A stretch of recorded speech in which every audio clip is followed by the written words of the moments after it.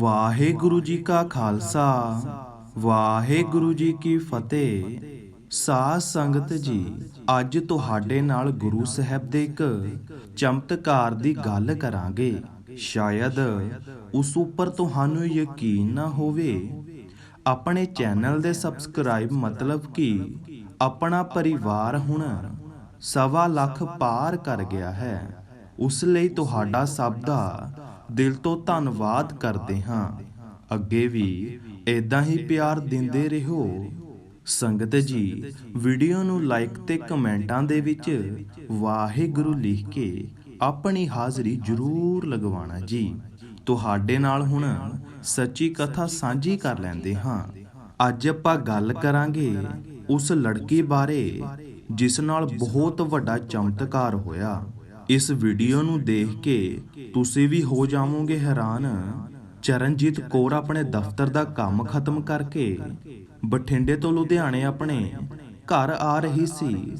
ਤੇਜ਼ ਰਫ਼ਤਾਰ ਹੋਣ ਦੇ ਕਾਰਨ ਉਸ ਦੀ ਬੇਕਾਬੂ ਹੋ ਕੇ ਗੱਡੀ ਸੜਕ ਤੇ ਡਿਵਾਈਡਰ ਤੇ ਜਾ ਵੱਜੀ। ਬਹੁਤ ਹੀ ਭਿਆਨਕ ਐਕਸੀਡੈਂਟ ਹੋਇਆ, ਜਿਸ ਨਾਲ ਕਾਰ ਪੂਰੀ ਤਰ੍ਹਾਂ ਟੁੱਟ ਗਈ।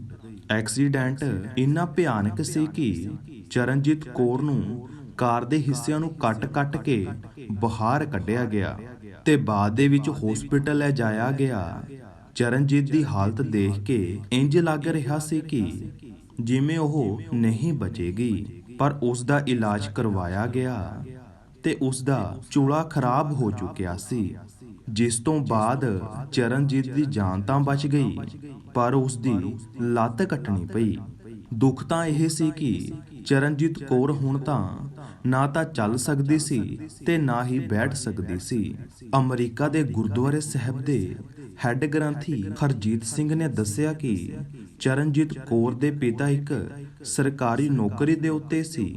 ਚਰਨਜੀਤ ਕੌਰ ਦਾ ਪਰਿਵਾਰ ਲੁਧਿਆਣੇ ਦੇ ਨਾਲ ਸੰਬੰਧ ਰੱਖਦਾ ਸੀ ਤੇ ਜਦੋਂ ਚਰਨਜੀਤ ਕੌਰ 10 ਸਾਲਾਂ ਦੀ ਸੀ ਤਾਂ ਉਸ ਦੀ ਮਾਂ ਇੱਕ ਲੰਬੀ ਬਿਮਾਰੀ ਤੋਂ ਬਾਅਦ ਚੱਲ ਬਸੀ, ਜਿਸ ਤੋਂ ਬਾਅਦ ਚਰਨਜੀਤ ਕੌਰ ਦੇ ਪਿਤਾ ਗੁਰਚਰਨ ਸਿੰਘ ਨੇ ਹੀ ਉਸ ਦੀ ਪਰਵਰਿਸ਼ ਕੀਤੀ। ਰਿਸ਼ਤੇਦਾਰਾਂ ਦਾ ਕਹਿਣਾ, ਚਰਨਜੀਤ ਕੌਰ ਦੇ ਪਿਤਾ ਗੁਰਚਰਨ ਸਿੰਘ ਨੇ ਦੂਸਰਾ ਵਿਆਹ ਕਰਵਾ ਲਿਆ ਤੇ ਦੂਸਰੀ ਪਤਨੀ ਨੇ ਚਰਨਜੀਤ ਨੂੰ ਮਾਮਾ ਵਾਂਗ ਹੀ ਪਿਆਰ ਦਿੱਤਾ। ਸਮਾਂ ਲੰਘਿਆ ਤਾਂ ਗੁਰਚਰਨ ਸਿੰਘ ਦੀ ਦੂਸਰੀ ਪਤਨੀ ਦੇ ਬੱਚਾ ਹੋਣ ਵਾਲਾ ਸੀ, ਪਰ ਕਿਸੇ ਕਾਰਨ ਕਰਕੇ ਬੱਚੇ ਹੋਣ ਤੋਂ ਪਹਿਲਾਂ ਹੀ ਗੁਰਚਰਨ ਸਿੰਘ ਦੀ ਦੂਸਰੀ ਪਤਨੀ ਦੀ ਵੀ ਮੌਤ ਹੋ ਗਈ ਤੇ ਉਸ ਦਾ ਬੱਚਾ ਵੀ ਨਾਲ ਹੀ ਮਰ ਗਿਆ। ਹੁਣ ਚਰਨਜੀਤ ਕੌਰ ਦਾ ਇੰਨਾ ਭਿਆਨਕ ਐਕਸੀਡੈਂਟ ਹੋਇਆ ਸੀ ਤੇ ਉਹ ਉਸ ਦੇ ਪਿਤਾ ਗੁਰਚਰਨ ਸਿੰਘ ਨੇ ਹੀ ਉਸ ਦੀ ਦੇਖਭਾਲ ਕੀਤੀ। ਬਹੁਤ ਮੁਸ਼ਕਲਾਂ ਤੋਂ ਬਾਅਦ ਚਰਨਜੀਤ ਕੌਰ ਦਾ ਕੈਰੀਅਰ ਬਣਿਆ ਸੀ। ਹੁਣ ਉਹ ਸਮਾਂ ਆ ਚੁੱਕਿਆ ਸੀ ਕਿ ਚਰਨਜੀਤ ਕੌਰ ਬੈਠ ਵੀ ਨਹੀਂ ਸਕਦੀ ਸੀ। ਬੜੀ ਹੀ ਮੁਸ਼ਕਲ ਦੇ ਨਾਲ ਉਸ ਦਾ ਪਿਤਾ ਉਸ ਨੂੰ ਸਹਾਰਾ ਦੇ ਕੇ ਬਿਠਾਉਂਦਾ ਤੇ ਰੋਟੀ ਪਾਣੀ ਖਵਾਉਂਦਾ ਤੇ ਬਾਅਦ ਦੇ ਵਿੱਚ ਉਸ ਦੀ ਕਿਰਿਆ ਵੀ ਸੋਧਦਾ। ਚਰਨਜੀਤ ਕੌਰ ਦਾ ਪਰਿਵਾਰ ਹੁਣ ਕਾਫੀ ਚੰਗਾ ਕੱਟ ਰਿਹਾ ਸੀ, ਪਰ ਪਰਮਾਤਮਾ ਨੂੰ ਕੋਈ ਨਹੀਂ ਸਮਝ ਸਕਦਾ। ਚਰਨਜੀਤ ਕੌਰ ਦਾ ਇੱਕੋ ਇੱਕ ਸਹਾਰਾ ਉਸ ਦਾ ਪਿਤਾ ਇੱਕ ਦਿਨ ਰਸੋਈ ਦੇ ਵਿੱਚ ਕੰਮ ਕਰ ਰਿਹਾ ਸੀ ਤੇ ਅਚਾਨਕ ਹੀ ਡਿੱਗ ਪਿਆ, ਜਿਸ ਤੋਂ ਬਾਅਦ ਉਹ ਵੀ ਇਸ ਜਹਾਨੋਂ ਤੁਰ ਗਿਆ। ਹੁਣ ਚਰਨਜੀਤ ਕੌਰ ਇਕੱਲੀ ਹੀ ਰਹਿ ਗਈ ਸੀ। ਉਸ ਦਾ ਸਹਾਰਾ ਉਸ ਦਾ ਪਿਤਾ ਵੀ ਮਰ ਚੁੱਕਿਆ ਸੀ। ਕੁਝ ਕੁ ਦਿਨਾਂ ਬਾਅਦ ਚਰਨਜੀਤ ਕੌਰ ਦੇ ਰਿਸ਼ਤੇਦਾਰਾਂ ਨੇ ਉਸ ਨੂੰ ਸੰਭਾਲਿਆ, ਪਰ ਉਸ ਦੀ ਸਾਂਭ ਸੰਭਾਲ ਬਹੁਤ ਹੀ ਮੁਸ਼ਕਲ ਸੀ।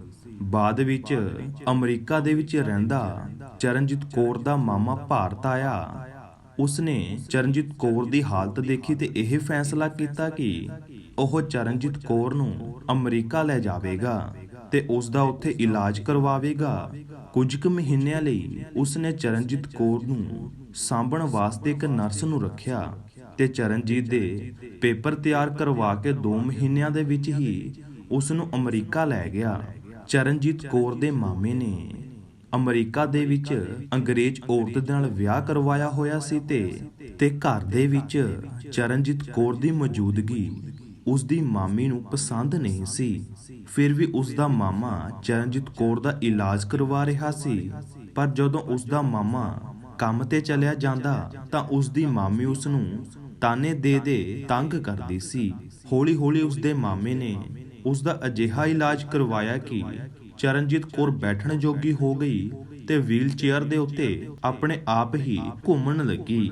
ਚਰਨਜੀਤ ਕੌਰ ਨੇ ਸੋਚਿਆ ਕਿ ਘਰ ਦੇ ਵਿੱਚ ਰਹਿ ਕੇ ਤਾਂ ਪਰੇਸ਼ਾਨੀ ਹੀ ਹੋਵੇਗੀ, ਇਸ ਲਈ ਉਸਨੇ ਆਪਣੇ ਘਰ ਦੇ ਕੋਲ ਬਣੇ ਗੁਰਦੁਆਰੇ ਸਾਹਿਬ ਦੇ ਵਿੱਚ ਜਾਣਾ ਸ਼ੁਰੂ ਕਰ ਦਿੱਤਾ। ਜਿਸ ਗੁਰਦੁਆਰੇ ਸਾਹਿਬ ਦੇ ਵਿੱਚ ਮੈਂ ਹੈੱਡ ਗ੍ਰੰਥੀ ਜਦੋਂ ਚਰਨਜੀਤ ਕੌਰ ਗੁਰਦੁਆਰੇ ਸਾਹਿਬ ਆਉਂਦੀ ਤਾਂ ਮੈਨੂੰ ਬੜਾ ਹੀ ਪਿਆਰ ਦੇ ਨਾਲ ਬੁਲਾਉਂਦੀ ਸੀ ਤੇ ਉਸ ਸਮੇਂ ਇੱਕ ਹੋਰ ਮੁੰਡਾ ਵੀ ਗੁਰਦੁਆਰੇ ਸਾਹਿਬ ਦੇ ਵਿੱਚ ਹਰ ਰੋਜ਼ ਆਉਂਦਾ ਸੀ ਤੇ ਚਰਨਜੀਤ ਕੌਰ ਨੂੰ ਦੇਖਦਾ ਰਹਿੰਦਾ ਸੀ। ਚਰਨਜੀਤ ਕੌਰ ਦੀ ਜ਼ਿੰਦਗੀ ਬਾਰੇ ਸੁਣ ਕੇ ਉਸ ਨੂੰ ਬਹੁਤ ਦੁੱਖ ਮਹਿਸੂਸ ਹੋਇਆ ਕਿ ਕਿਵੇਂ ਵਧੀਆ ਨੌਕਰੀ ਕਰਨ ਵਾਲੀ ਕੁੜੀ ਅੱਜ ਇਹਨਾਂ ਹਾਲਾਤਾਂ ਤੱਕ ਪਹੁੰਚ ਚੁੱਕੀ ਹੈ। ਉਸ ਲੜਕੇ ਨੇ ਫੈਸਲਾ ਕੀਤਾ ਕਿ ਉਹ ਚਰਨਜੀਤ ਕੌਰ ਦੇ ਨਾਲ ਵਿਆਹ ਕਰਵਾਵੇਗਾ ਤੇ ਚਰਨਜੀਤ ਕੌਰ ਦਾ ਦੁੱਖ ਵੰਡੇਗਾ। ਜਦੋਂ ਉਸਨੇ ਇਸ ਬਾਰੇ ਚਰਨਜੀਤ ਕੌਰ ਦੇ ਮਾਮੇ ਦੇ ਨਾਲ ਗੱਲ ਕੀਤੀ ਤਾਂ ਚਰਨਜੀਤ ਕੌਰ ਦੇ ਮਾਮੇ ਨੇ ਕਿਹਾ, ਕਾਕਾ ਸ਼ਕਲਾਂ ਦੇ ਵਿੱਚ ਕੁਝ ਨਹੀਂ ਰੱਖਿਆ ਹੁੰਦਾ। ਚਰਨਜੀਤ ਕੌਰ ਚਾਹੇ ਸੋਹਣੀ ਹੈ ਪਰ ਇਸ ਦੀ ਸਾਂਭ ਸੰਭਾਲ ਕਰਨਾ ਬਹੁਤ ਮੁਸ਼ਕਲ। ਕੁਝ ਸਮੇਂ ਬਾਅਦ ਤੈਨੂੰ ਚਰਨਜੀਤ ਕੌਰ ਬੋਝ ਲੱਗਣ ਲੱਗ ਪਵੇਗੀ। ਇੱਕ ਵਾਰ ਸੋਚ ਲੈ ਫਿਰ ਹੀ ਕੋਈ ਫੈਸਲਾ ਲਵੀਂ। ਉਸ ਲੜਕੇ ਨੇ ਕਿਹਾ ਕਿ ਮੈਂ ਸਾਰੀ ਉਮਰ ਹੀ ਚਰਨਜੀਤ ਕੌਰ ਦਾ ਖਿਆਲ ਰੱਖਾਂਗਾ। ਜਿਸ ਤੋਂ ਬਾਅਦ ਚਰਨਜੀਤ ਕੌਰ ਦੇ ਮਾਮੇ ਨੇ ਇਸ ਵਿਆਹ ਲਈ ਹਾਂ ਕਰ ਦਿੱਤੀ। ਇਹ ਸਭ ਗੱਲਾਂ ਗੁਰਦੁਆਰੇ ਸਾਹਿਬ ਦੇ ਵਿੱਚ ਮੇਰੇ ਸਾਹਮਣੇ ਹੀ ਹੋਈਆਂ, ਪਰ ਪਰਮਾਤਮਾ ਦਾ ਭਾਣਾ ਦੇਖੋ। ਇਸ ਗੱਲ ਤੋਂ 5 ਦਿਨਾਂ ਬਾਅਦ ਹੀ ਚਰਨਜੀਤ ਕੌਰ ਦੇ ਮਾਮੇ ਦੀ ਵੀ ਮੌਤ ਹੋ ਗਈ ਤੇ ਉਸ ਦੀ ਮੌਤ ਵੀ ਐਕਸੀਡੈਂਟ ਵਿੱਚ ਹੀ ਹੋਈ ਸੀ। ਉਸ ਦੇ ਮਾਮੇ ਦੀ ਮੌਤ ਤੋਂ ਬਾਅਦ ਚਰਨਜੀਤ ਕੌਰ ਦੀ ਮਾਮੀ ਨੇ ਉਸ ਨੂੰ ਘਰੋਂ ਕੱਢ ਦਿੱਤਾ ਤੇ ਅਜਿਹੀ ਹਾਲਤ ਦੇ ਵਿੱਚ ਚਰਨਜੀਤ ਕੌਰ 3 ਦਿਨਾਂ ਲਈ ਸੜਕ ਦੇ ਉੱਤੇ ਪਈ ਰਹੀ। ਚਰਨਜੀਤ ਕੌਰ ਚਾਹੁੰਦੀ ਹੈ ਤਾਂ ਉਹ ਲੜਕੇ ਦੇ ਕੋਲ ਵੀ ਜਾ ਸਕਦੀ ਸੀ, ਪਰ ਉਹ ਲੜਕੇ ਦੇ ਉੱਤੇ ਬੋਝ ਨਹੀਂ ਬਣਨਾ ਚਾਹੁੰਦੀ ਸੀ। ਇੱਕ ਦਿਨ ਚਰਨਜੀਤ ਕੌਰ ਮੈਨੂੰ ਸੜਕ ਦੇ ਕਿਨਾਰੇ ਤੇ ਮਿਲੀ, ਜਿਸ ਤੋਂ ਬਾਅਦ ਮੈਂ ਉਸ ਨੂੰ ਗੁਰਦੁਆਰੇ ਸਾਹਿਬ ਲੈ ਆਇਆ ਤੇ ਉਸ ਨੂੰ ਇੱਕ ਕਮਰੇ ਦੇ ਵਿੱਚ ਠਹਿਰਾ ਦਿੱਤਾ। ਮੈਂ ਸੋਚਿਆ ਕਿ ਚਰਨਜੀਤ ਕੌਰ ਦਾ ਵਿਆਹ ਉਸ ਲੜਕੇ ਨਾਲ ਕਰਵਾ ਦੇਵਾਂਗਾ ਤੇ ਉਹ ਹੀ ਇਸ ਦਾ ਖਿਆਲ ਰੱਖੇਗਾ। ਪਰ ਉਸ ਟਾਈਮ ਤੋਂ ਬਾਅਦ ਲੜਕਾ ਵੀ ਗੁਰਦੁਆਰੇ ਸਾਹਿਬ ਵਿੱਚ ਨਹੀਂ ਆ ਰਿਹਾ ਸੀ, ਸੋ ਚਰਨਜੀਤ ਕੌਰ ਦਾ ਖਿਆਲ ਮੈਨੂੰ ਹੀ ਰੱਖਣਾ ਪੈਣਾ ਸੀ। ਸ਼ਾਇਦ ਪਰਮਾਤਮਾ ਨੇ ਹੀ ਮੇਰੀ ਸੇਵਾ ਲਗਾਈ ਸੀ। ਕੁਝ ਦਿਨਾਂ ਬਾਅਦ ਪਤਾ ਲੱਗਿਆ ਕਿ ਉਹ ਲੜਕਾ ਵੀ ਕੋਈ ਬਿਮਾਰੀ ਦੇ ਕਾਰਨ ਮਰ ਚੁੱਕਿਆ ਸੀ, ਜਿਸ ਦੀ ਉਡੀਕ ਮੈਨੂੰ ਤੇ ਚਰਨਜੀਤ ਕੌਰ ਨੂੰ ਸੀ। ਹੁਣ ਇਸ ਨੂੰ ਕੀ ਕਿਹਾ ਜਾ ਸਕਦਾ ਹੈ? ਉਸ ਵੇਲੇ ਤੱਕ ਤਾਂ ਚਰਨਜੀਤ ਕੌਰ ਇਕੱਲੀ ਹੋ ਚੁੱਕੀ ਸੀ। ਉਸ ਦੀ ਜ਼ਿੰਦਗੀ ਵਿੱਚ ਜੋ ਵੀ ਆਉਂਦਾ ਰਿਹਾ ਉਹ ਮਰਦਾ ਰਿਹਾ। ਪਰਮਾਤਮਾ ਕੀ ਚਾਹੁੰਦਾ ਸੀ ਕੋਈ ਵੀ ਨਹੀਂ ਜਾਣਦਾ। ਮੈਂ ਆਪਣਾ ਫਰਜ਼ ਸਮਝ ਕੇ ਚਰਨਜੀਤ ਕੌਰ ਨੂੰ ਕਿਹਾ, ਮੈਂ ਹੀ ਅੱਜ ਤੋਂ ਬਾਅਦ ਤੇਰਾ ਪਿਤਾ ਹਾਂ। ਕੁਝ ਕੁ ਦਿਨਾਂ ਬਾਅਦ ਚਰਨਜੀਤ ਕੌਰ ਨੂੰ ਆਪਣੇ ਜ਼ਖਮਾਂ ਵਾਲੀ ਜਗ੍ਹਾ ਦੇ ਉੱਤੇ ਕੋਈ ਤਕਲੀਫ ਮਹਿਸੂਸ ਹੋਈ ਤੇ ਮੈਂ ਉਸ ਨੂੰ ਡਾਕਟਰ ਦੇ ਕੋਲ ਲੈ ਗਿਆ। ਚੈੱਕਅਪ ਤੋਂ ਬਾਅਦ ਪਤਾ ਲੱਗਿਆ ਕਿ ਉਸ ਦੇ ਜ਼ਖਮਾਂ ਦੇ ਵਿੱਚ ਇਨਫੈਕਸ਼ਨ ਪੈ ਚੁੱਕੀ ਹੈ ਤੇ ਉਸ ਦੀ ਇਨਫੈਕਸ਼ਨ ਭਿਆਨਕ ਬਿਮਾਰੀ ਦਾ ਰੂਪ ਧਾਰਨ ਕਰ ਚੁੱਕੀ ਹੈ ਕਿ ਉਹ ਬਿਮਾਰੀ ਇੰਨੀ ਫੈਲ ਚੁੱਕੀ ਸੀ ਕਿ ਹੁਣ ਕੁਝ ਸਮੇਂ ਹੀ ਬਚਿਆ ਸੀ ਚਰਨਜੀਤ ਦੇ ਕੋਲ। ਹਸਪੀਟਲ ਦੇ ਵਿੱਚ ਹੀ ਚਰਨਜੀਤ ਕੌਰ ਆਪਣੀ ਜ਼ਿੰਦਗੀ ਦਾ ਸਫ਼ਰ ਬਾਰੇ ਸੋਚਦੀ ਹੈ ਤੇ ਰੋਂਦੀ ਰਹਿੰਦੀ ਹੈ। ਇੱਕ ਦਿਨ ਚਰਨਜੀਤ ਕੌਰ ਨੇ ਕਿਹਾ, ਬਾਬਾ ਜੀ ਮੇਰੀ ਜ਼ਿੰਦਗੀ ਦਾ ਆਖਰੀ ਸਮਾਂ ਆ ਚੁੱਕਿਆ ਹੈ ਤੇ ਮੇਰੇ ਮਨ ਦੇ ਉੱਤੇ ਇੱਕ ਬੋਝ ਹੈ ਜਿਸ ਨੂੰ ਮੈਂ ਤੁਹਾਡੇ ਨਾਲ ਸਾਂਝਾ ਕਰਨਾ ਚਾਹੁੰਦੀ ਹਾਂ। ਚਰਨਜੀਤ ਕੌਰ ਨੇ ਦੱਸਿਆ ਕਿ ਇੱਕ ਵਾਰ ਮੈਂ ਤੇ ਮੇਰਾ ਪਿਤਾ, ਮੇਰੀ ਦੂਸਰੀ ਮਾਂ ਜੋ ਕਿ ਉਸ ਵੇਲੇ ਪ੍ਰੈਗਨੈਂਟ ਸੀ, ਬਠਿੰਡੇ ਤੋਂ ਲੁਧਿਆਣੇ ਆ ਰਹੇ ਸੀ ਕਿ ਸਾਡੀ ਗੱਡੀ ਦੇ ਵਿੱਚ ਟਕਰਾ ਕੇ ਇੱਕ ਬੰਦਾ ਜ਼ਖਮੀ ਹੋ ਗਿਆ। ਰਾਤ ਦਾ ਸਮਾਂ ਸੀ। ਉਹ ਬੰਦਾ ਸੜਕ ਤੇ ਪਿਆ ਤੜਫਦਾ ਰਿਹਾ। ਆਪਾਂ ਬਿਨਾਂ ਕੁਝ ਸੋਚੇ ਸਮਝੇ ਉੱਥੋਂ ਚਲੇ ਗਏ। ਮੈਨੂੰ ਅੱਜ ਵੀ ਯਾਦ ਹੈ, ਮੈਂ ਆਪਣੇ ਪਿਤਾ ਨੂੰ ਕਹਿੰਦੀ ਰਹੀ ਕਿ ਉਸ ਨੂੰ ਹਸਪੀਟਲ ਲੈ ਚੱਲਦੇ ਹਾਂ। ਜੇਕਰ ਆਪਾਂ ਉਸ ਨੂੰ ਹਸਪੀਟਲ ਲੈ ਜਾਂਦੇ ਸ਼ਾਇਦ ਉਹ ਬਚ ਹੀ ਜਾਂਦਾ। ਤੇ ਉਸੇ ਜਗ੍ਹਾ ਤੇ ਜਿੱਥੇ ਮੇਰਾ ਐਕਸੀਡੈਂਟ ਹੋਇਆ ਸੀ, ਅਗਲੇ ਦਿਨ ਆਪਾਂ ਖਬਰਾਂ ਦੇ ਵਿੱਚ ਦੇਖਿਆ ਕਿ ਮਰਨ ਵਾਲਾ ਬੰਦਾ ਆਪਣੀ ਫਸਲ ਵੇਚ ਕੇ ਆਪਣੇ ਘਰ ਜਾ ਰਿਹਾ ਸੀ ਤੇ ਉਹ ਆਪਣੇ ਘਰ ਦੇ ਵਿੱਚ ਇਕੱਲਾ ਹੀ ਕਮਾਉਣ ਵਾਲਾ ਸੀ। ਉਸ ਦੀ ਮੌਤ ਤੋਂ ਬਾਅਦ ਉਸ ਦੀ ਪਤਨੀ ਤੇ 2 ਬੱਚਿਆਂ ਨੇ ਜ਼ਹਿਰ ਖਾ ਕੇ ਆਪਣੀ ਆਤਮ ਹੱਤਿਆ ਕਰ ਲਈ।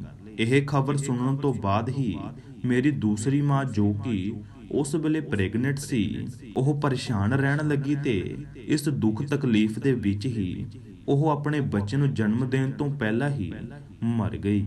ਤੇ ਹੁਣ ਮੈਨੂੰ ਇਹੀ ਲੱਗਦਾ ਰਹਿੰਦਾ ਹੈ ਕਿ ਉਸ ਗਲਤੀ ਕਰਕੇ ਹੀ ਮੈਨੂੰ ਇਹ ਸਭ ਕੁਝ ਦੇਖਣਾ ਪਿਆ। ਚਰਨਜੀਤ ਕੌਰ ਦੀ ਗੱਲ ਸੁਣ ਕੇ ਮੈਂ ਪਰਮਾਤਮਾ ਅੱਗੇ ਅਰਦਾਸ ਕੀਤੀ ਤੇ ਕੁਝ 15 ਦਿਨਾਂ ਬਾਅਦ ਹੀ ਚਰਨਜੀਤ ਕੌਰ ਹਸਪੀਟਲ ਦੇ ਵਿੱਚ ਹੀ ਮੇਰੀ ਬਾਹਾਂ ਦੇ ਵਿੱਚ ਦਮ ਤੋੜ ਗਈ।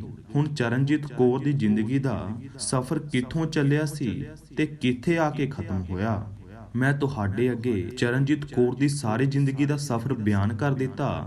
ਹੁਣ ਤੁਹਾਨੂੰ ਜਵਾਬ ਦੇਣਾ ਪਵੇਗਾ ਕਿ ਚਰਨਜੀਤ ਕੌਰ ਦੇ ਦੁੱਖਾਂ ਦਾ ਕਾਰਨ ਉਹ ਮਰਿਆ ਹੋਇਆ ਪਰਿਵਾਰ ਸੀ ਜਾਂ ਫਿਰ ਚਰਨਜੀਤ ਕੌਰ ਦੀ ਜ਼ਿੰਦਗੀ ਦੇ ਵਿੱਚ ਇਹ ਦੁੱਖ ਭੋਗਣਾ ਹੀ ਪੈਣਾ ਸੀ। ਇਸ ਤਰ੍ਹਾਂ ਦੀ ਵੀਡੀਓ ਦੇਖਣ ਦੇ ਲਈ ਸਾਡੇ ਚੈਨਲ ਨੂੰ ਸਬਸਕ੍ਰਾਈਬ ਕਰ ਲਵੋ ਤੇ ਵੀਡੀਓ ਨੂੰ ਵੱਧ ਤੋਂ ਵੱਧ ਸ਼ੇਅਰ ਜ਼ਰੂਰ ਕਰਿਓ। ਨਵੀਂ ਵੀਡੀਓ ਲੈ ਕੇ ਜਲਦੀ ਹੀ ਆਵਾਂਗੇ।